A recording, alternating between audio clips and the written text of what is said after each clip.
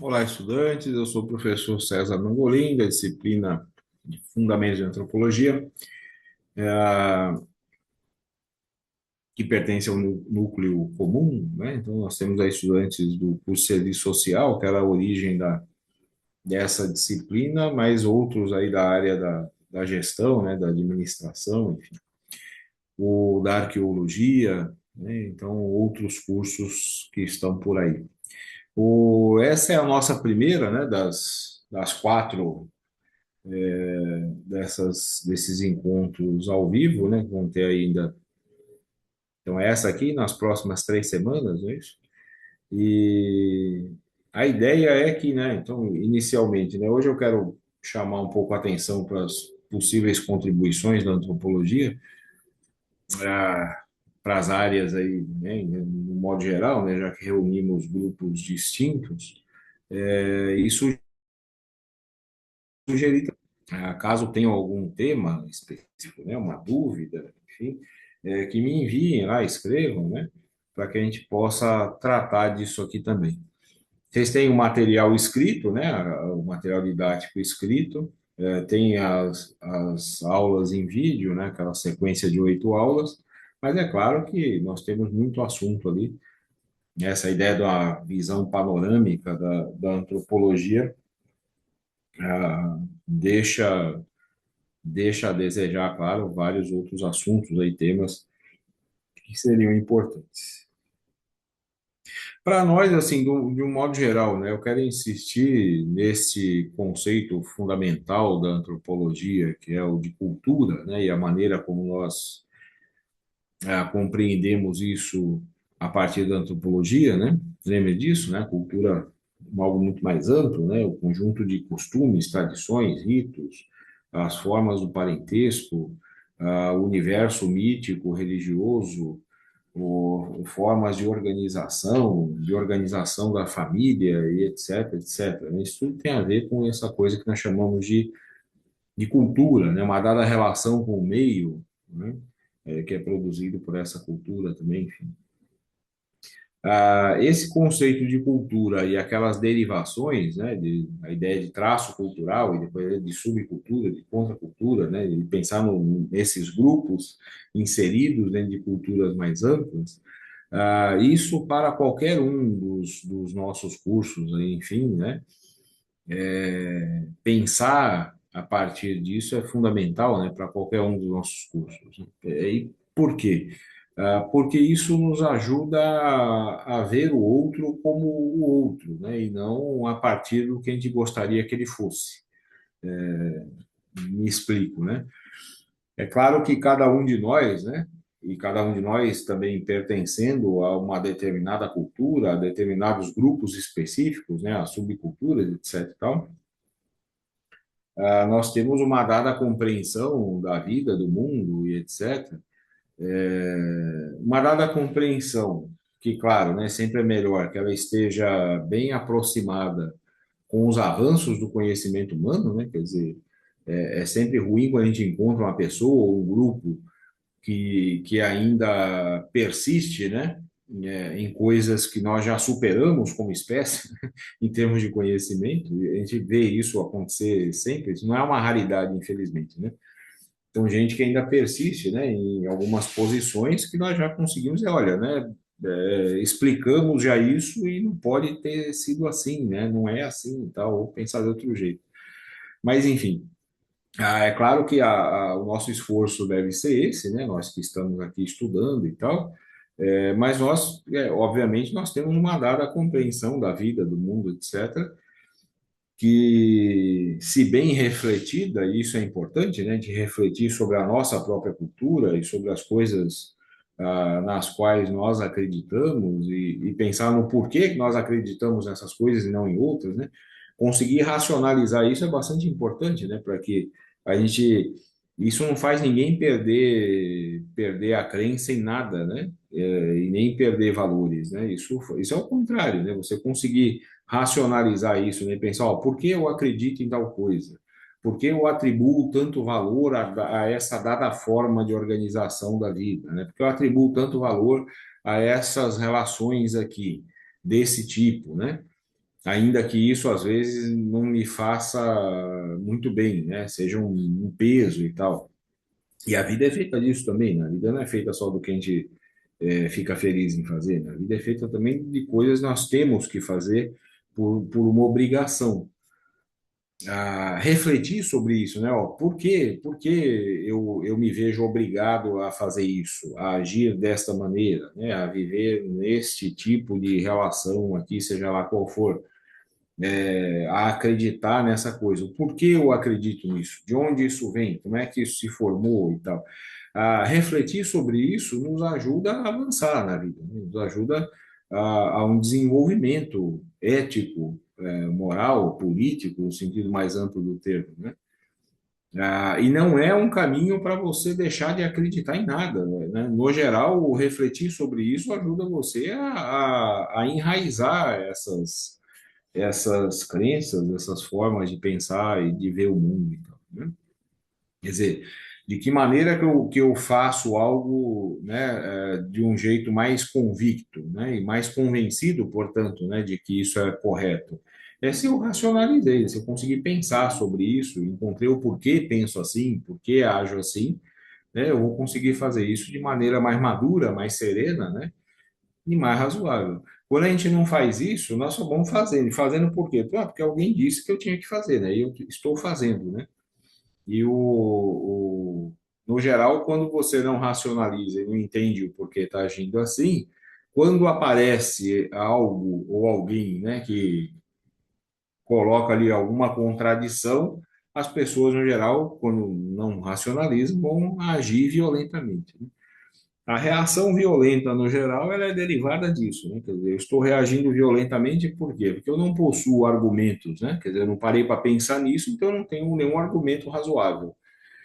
Então, eu não possuo argumentos para fazer a defesa disso aqui, então eu vou reagir violentamente, né? Quer dizer, uma outra, né? Uma tentativa de manter as coisas como estão e não me ver em contradição.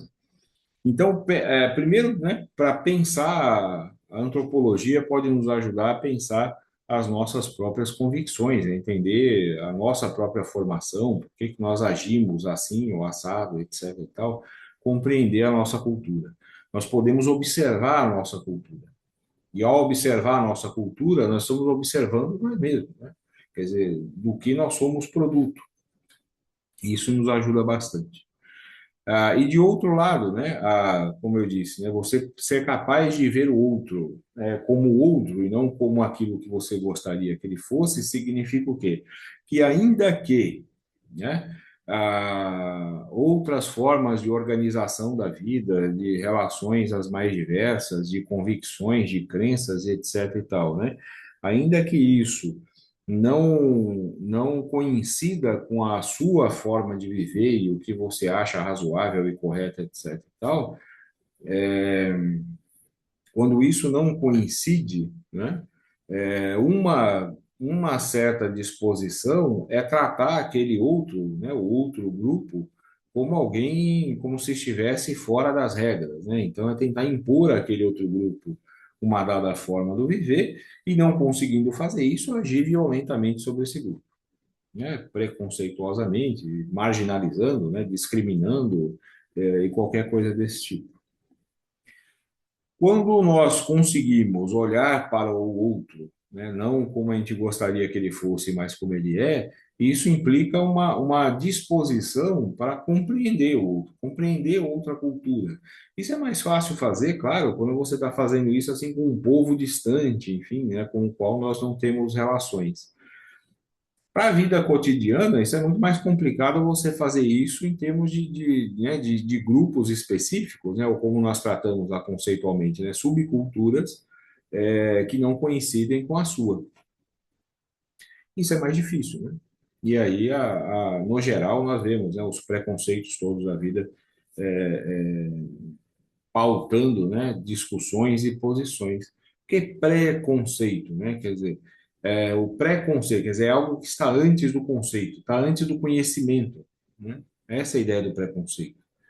O que é agir com preconceito? Quer dizer, é agir sem conhecimento de causa, né? Nesse caso, você está agindo assim a partir da sua lembra do etnocentrismo, né? Nesse caso, a gente pode usar livremente isso assim.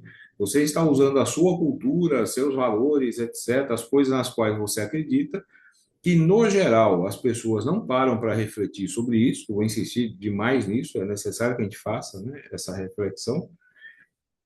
Mas ela está pensando, né, a maneira como ela vive como sendo a forma correta, porque é a forma como ela vive, ainda que isso seja pesado em vários sentidos, né, como a gente já disse, e vai olhar o outro, então, como um desvio.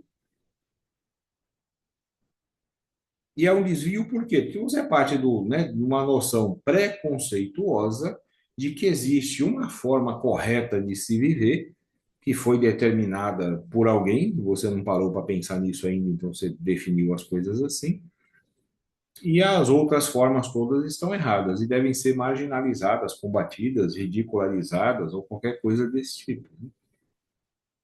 Ora, pensar a própria cultura significa também criar as condições para que você possa pensar as outras culturas a partir dos valores próprios dessas culturas, né? A partir dos critérios internos, né? De construção, de estruturação e de valorização dessas outras culturas.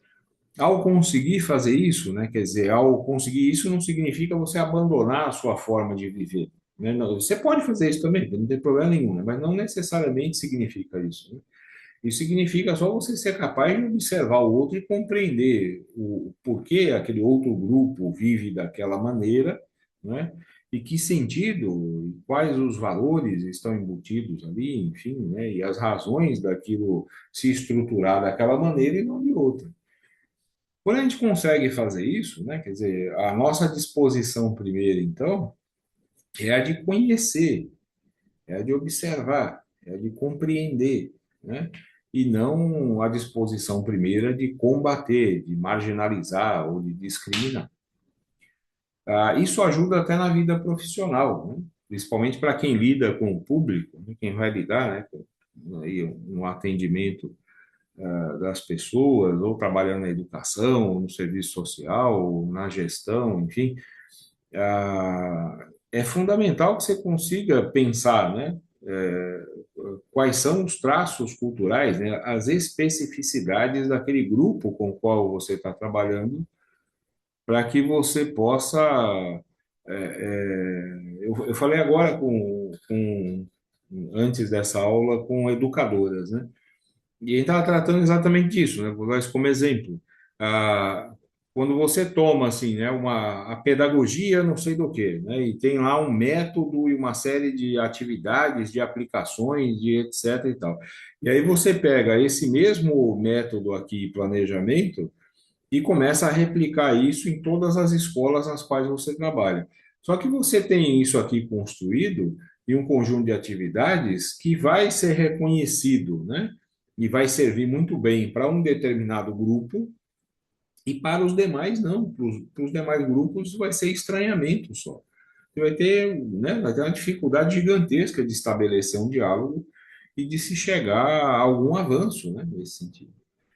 Então, quando nós estabelecemos ali um projeto, né, um método qualquer, enfim, o que nós temos é o quê? É um objetivo a ser alcançado, né? Você tem ali, ó, né, a ideia aqui é a gente conseguir chegar nesse ponto. Para chegar neste ponto, os caminhos podem ser distintos. E eles têm que ser distintos se você está trabalhando com grupos distintos, né? Assim como se a gente fizer, né, uma analogia besta assim, mas eu preciso chegar até a cidade de São Paulo. Eu moro aqui na Baixada Santista, na Praia Grande eu moro, né?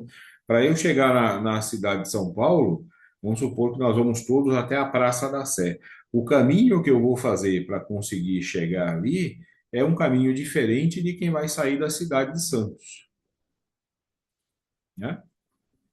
Pelo menos no início desse percurso, é um caminho diferente. Em algum momento nós vamos caminhar juntos ali até chegar lá. Se alguém está vindo de, sei lá, do sul de Minas Gerais, o caminho é outro. Em algum momento nós vamos fazer o mesmo caminho, só que bem lá na frente, né? O trajeto todo para poder chegar nesse ponto comum é bastante diferente para cada um desses viajantes, né? Quem mora lá, sei lá, na região do ABC, vai fazer outro caminho e vai se encontrar depois com esses grupos também. Mas, enfim, né? Tá lá mais próximo. Então, se o objetivo é chegar a este determinado ponto, o que nós temos que privilegiar é o caminho necessário para que esse ponto seja atingido, né? E o que a gente costuma fazer, né, na vida profissional, né, e na vida cotidiana, é inverter as coisas, né? Em lugar de pensar nesse objetivo comum, a gente pensa em quê? A gente pensa no próprio caminho, quer dizer, o caminho tem que ser um só. Quer dizer, para chegar nesse objetivo, existe um caminho só, né? E quem não seguir esse caminho está errado, né? Tem que ir fora disso. A dimensão para a vida humana e para a vida social, né? Aí quem nos ajuda a refletir sobre isso e bastante é uma área específica da filosofia que é a ética. E a ética ela tem que ser pensada nesse sentido, né? A ética, existe um objetivo ético. A gente pegar lá o Aristóteles, na Ética Nicômaco, ele diz assim, olha, qual é o objetivo? Né? Para todas as coisas, tudo que nós fazemos, existe algum objetivo, uma finalidade, né? Ele vai dizer, para algumas coisas, a finalidade é a própria atividade, para outras, a finalidade é outra coisa. Por exemplo, diz assim, ó, tocar um instrumento, eu estou tocando o violão. Essa atividade tem qual finalidade? Ela própria, que é tocar um violão, né? Fazer música, ouvir música. Eu estou construindo uma casa. Nesse caso, assim, a minha atividade de construir uma casa não é a construção da casa, mas é ter a casa pronta. Quer dizer, essa atividade tem a finalidade que está posta depois dela, né? Ela tem um objetivo. Aí ele diz assim: olha, se tudo que nós fazemos tem uma finalidade, deve haver uma finalidade maior, mais ampla, né? Mais profunda, ou que está presente nessas outras todas. Ele vai dizer, essa finalidade é a felicidade. Ele chama de eudaimonia, né? Essa atividade, essa finalidade das coisas todas, né? Quer dizer, tudo que nós fazemos, no fim das contas, compete para essa finalidade, né? Da realização pessoal, da felicidade, tá? Ele chama de eudaimonia. E ele vai dizer o seguinte, olha, essa felicidade, ela é coletiva. A felicidade não é assim, ó, eu estou feliz aqui comigo, vivendo trancado aqui, escondido do mundo, porque eu corro riscos, porque eu vivo muito bem, mas, né, no geral está todo mundo ferrado. Ninguém é feliz dessa maneira. Isso é medo, né? É um monte de coisa. E a felicidade envolve necessariamente a vida coletiva, né? O Aristóteles falava assim, ó, para uma pessoa só atingir isso é ótimo. Agora, para o coletivo, isso é divino, diz o Aristóteles, né? Quer dizer, a ideia é essa, né? Que as pessoas se realizem pessoalmente, sejam felizes, né? Façam desse nosso tempo de existência, né? Que é relativamente curto, né? Faça isso da melhor maneira, né? Com mais alegrias e menos tristeza, né? Com mais prazer e menos dor, né? O que for possível. Você não consegue evitar essas coisas todas, né? Mas que faça isso coletivamente.